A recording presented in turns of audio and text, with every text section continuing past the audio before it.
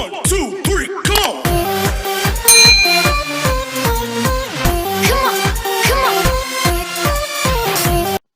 Assalamualaikum warahmatullahi wabarakatuh. Anak-anak ibu yang tercinta, selamat berjumpa kembali di pembelajaran kita pada hari ini.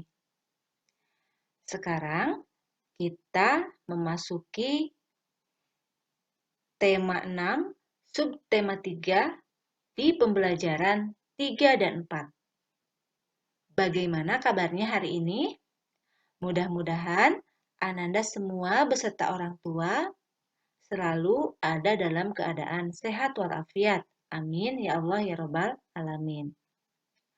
Pada pembelajaran 1 dan 2 kemarin, kita telah belajar tentang media elektronik dan menjelaskan berbagai macam benda-benda yang bersifat konduktor dan isolator.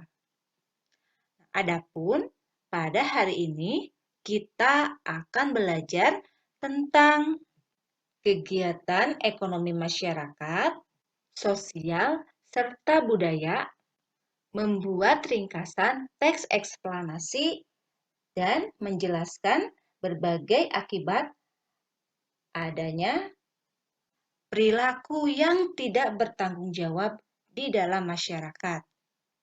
Itulah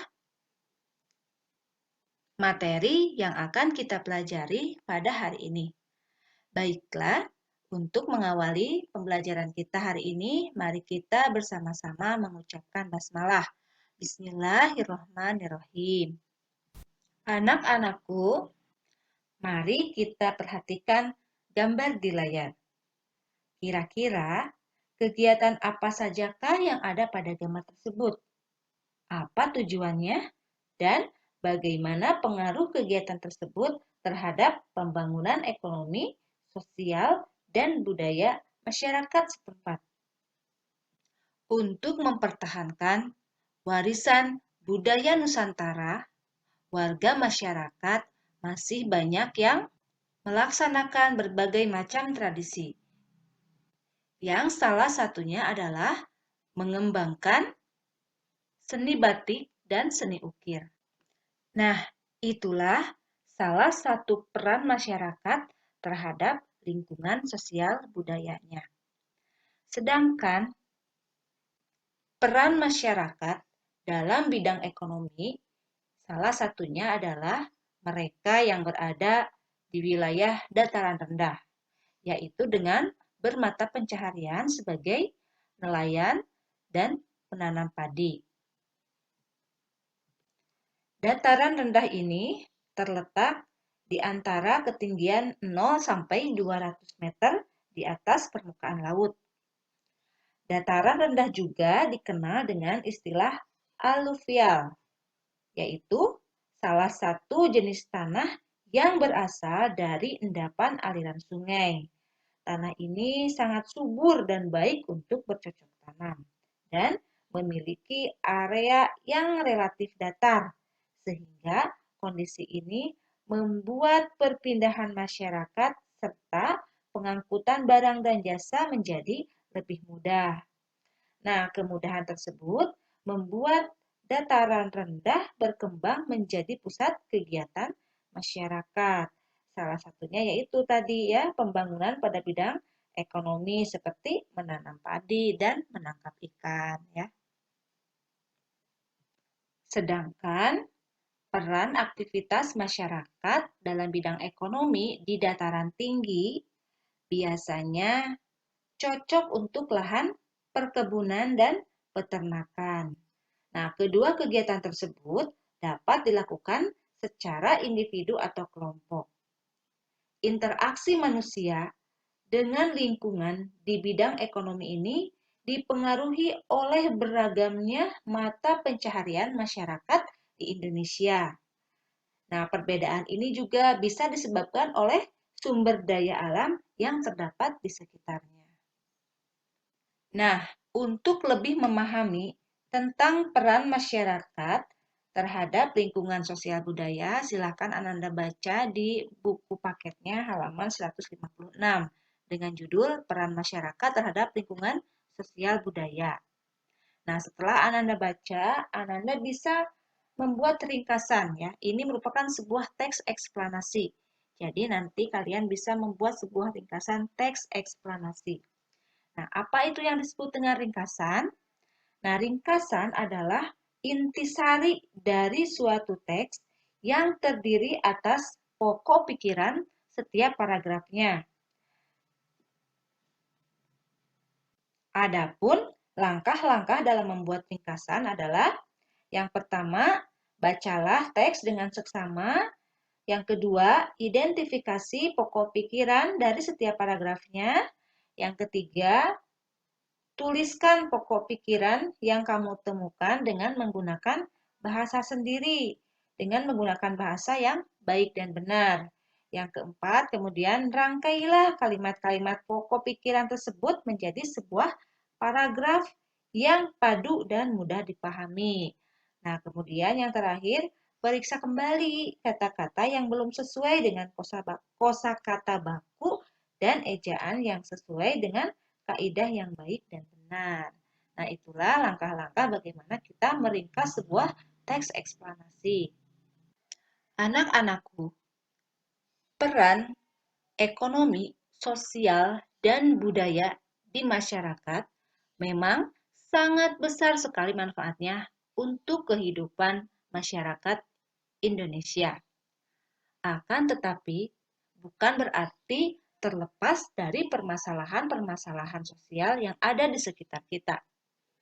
Nah, untuk lebih jelasnya, silakan Ananda perhatikan gambar di layar.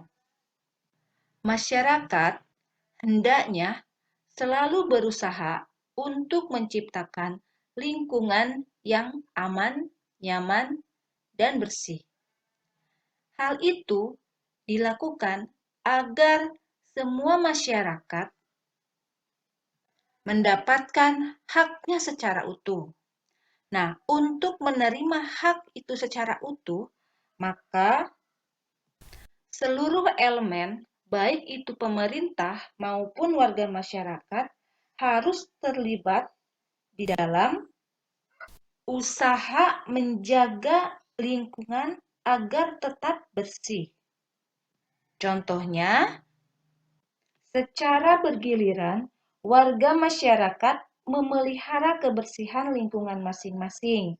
Misalnya, 2 kali sehari setiap pagi dan sore hari.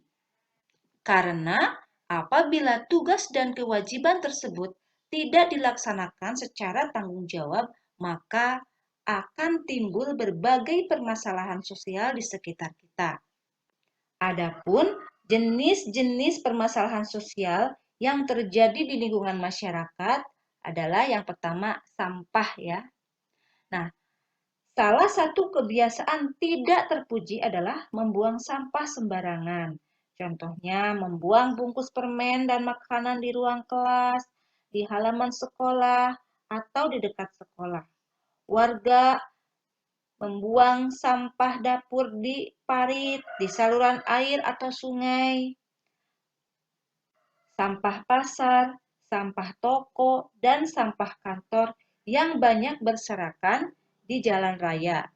Hal ini terjadi karena banyak orang yang tidak bertanggung jawab dalam menjaga lingkungan mereka, yaitu dengan membuang sampah sembarangan.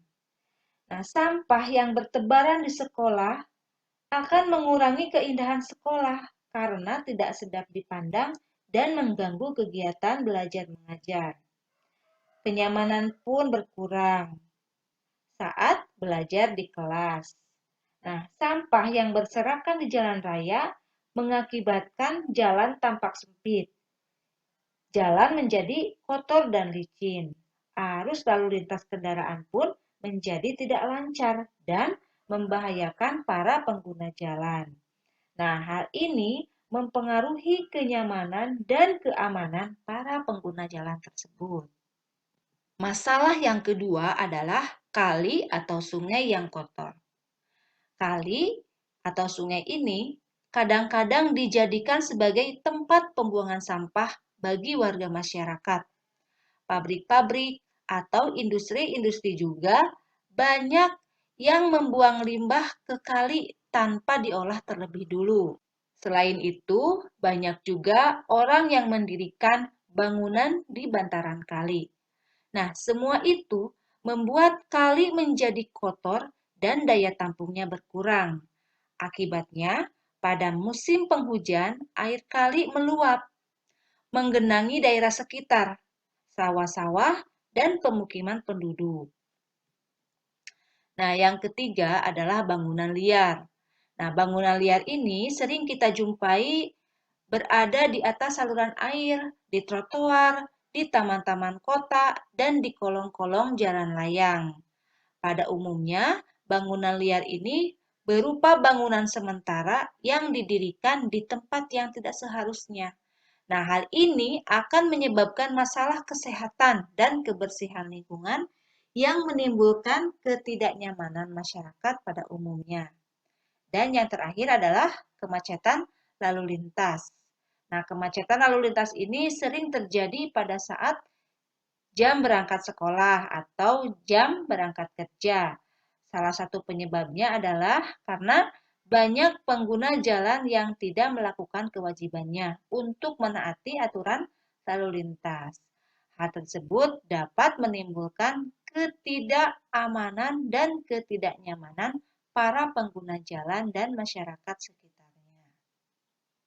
sekitarnya. Nah, demikianlah anak-anakku pembelajaran pada hari ini. Diingat ya bahwa kita telah belajar tentang berbagai macam peran masyarakat dalam kegiatan ekonomi, sosial, dan budaya. Kita juga telah belajar bagaimana membuat ringkasan teks eksplanasi. Dan yang terakhir, kita telah belajar tentang akibat tidak adanya penerapan tanggung jawab di masyarakat yang menimbulkan berbagai macam permasalahan sosial di sekitar kita. Itulah anak-anakku yang dapat Ibu sampaikan pada hari ini. Mudah-mudahan ada manfaatnya dan menjadi tambahan hasanah ilmu pengetahuan bagi Ananda semua di rumah. Baiklah anak-anakku, untuk menutup pembelajaran kita pada hari ini, marilah kita bersama-sama mengucapkan hamdalah. Alhamdulillahirabbil alamin. Wassalamualaikum warahmatullahi wabarakatuh.